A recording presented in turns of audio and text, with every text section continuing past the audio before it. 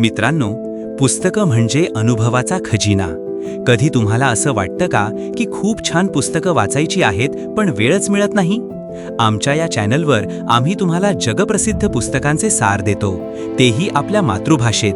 तुम्ही फक्त ऐका, विचार करा आणि त्या पुस्तकांमधून मिळालेलं ज्ञान तुमच्या आयुष्यात उतरवा. हे फक्त पुस्तकांचं सार नाही, तर आयुष्य बदलणाऱ्या कल्पनांचा प्रवास आहे, जे थोड्या वेळात तुम्हाला नवा विचार, नवी प्रेरणा, एक नवी दिशा देऊ शकतं. चला तर आजच ऐकायला सुरू करूया. आणि हो, सबस्क्राईब करायला, लाईक द्यायला आणि तुमच्या मौल्यवान प्रतिक्रिया कमेंटमध्ये लिहायला विसरू नका. 3 थिंक अँड ग्रो रिच, अध्याय 2, विश्वास, फेथ.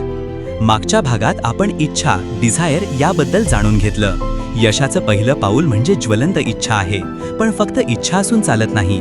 त्या इच्छेला प्रत्यक्ष वास्तवात आणण्यासाठी एक अदृश्य शक्ती लागते आणि ती म्हणजे विश्वास. विश्वास म्हणजे काय? विश्वास म्हणजे श्रद्धा, स्वतःवरचा आत्मविश्वास आणि आपलं ध्येय निश्चित गाठू शकतो हा अढळ निर्धार. नेपोलियन हिल सांगतात, मनुष्य जसा विचार करतो तसाच तो बनतो. म्हणजे आपण सतत स्वतःला सांगत राहिलो मी यशस्वी होणारच, तर हळूहळू मन, शरीर आणि परिस्थिती सगळं त्या विचाराशी जुळायला लागतं.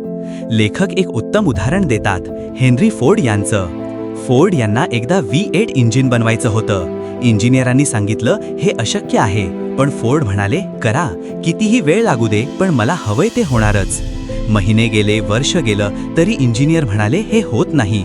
फोर्ड ठाम राहिले, नक्की होईल. आणि काय झालं? अखेर तेच इंजिन तयार झालं आणि त्यानं मोटारगाडी उद्योगात क्रांती घडवली.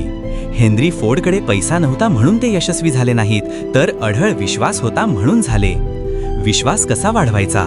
नेपोलियन हिल सांगतात, विश्वास जन्मतः नसतो, तो तयार करावा लागतो. आणि त्यासाठी एक गुपित आहे, आत्मसुझाव, ऑटो सजेशन. म्हणजे काय? जेव्हा आपण दररोज स्वतःला सकारात्मक विचार सांगतो, मनात यशाची चित्र रंगवतो, तेव्हा हळूहळू अवचेतन मन त्यावर विश्वास ठेवायला लागतं. उदाहरण, मी यशस्वी होणारच, माझं लक्ष मी गाठणारच, माझ्यात ते सामर्थ्य आहे. दररोज सकाळी, रात्री हे मोठ्याने म्हणा, लिहा, मनात दृढ करा. हळूहळू तुमचं अवचेतन मन ते खरं मानायला लागेल. आपण अजून एक उदाहरण ऐकूयात. मुंबईत राहणारी मृणाळ एका कॉर्पोरेट ऑफिसमध्ये नोकरी करत होती. तिचं स्वप्न होतं मॅरेथॉन धावायचं, पण आपण धावू शकू याचा तिला विश्वास नव्हता. मग तिने ही गोष्ट तिच्या गुरु समान असणाऱ्या तिच्या काकांना सांगितली. त्यांनी तिला विश्वास व त्याची ताकद याबद्दल समजावले. सुरुवातीला स्नेहालाही शंका वाटली, पण तिने मनाशी ठरवलं, मला स्वतःवर विश्वास ठेवायचा आहे. ती रोज थोडं थोडं धावू लागली. सुरुवातीला श्वास लागत होता, पाय दुखत होते, पण तिचा विश्वास ढळला नाही. काही महिन्यांनी ती 10 किलोमीटर मॅरेथॉन पूर्ण करून आली. आणि मग सगळ्यांनी मान्य केलं, स्नेहाचं यश तिच्या विश्वासामुळेच शक्य झालं. इच्छा म्हणजे बीज, विश्वास म्हणजे त्याला पाणी, माती आणि सूर्यप्रकाश.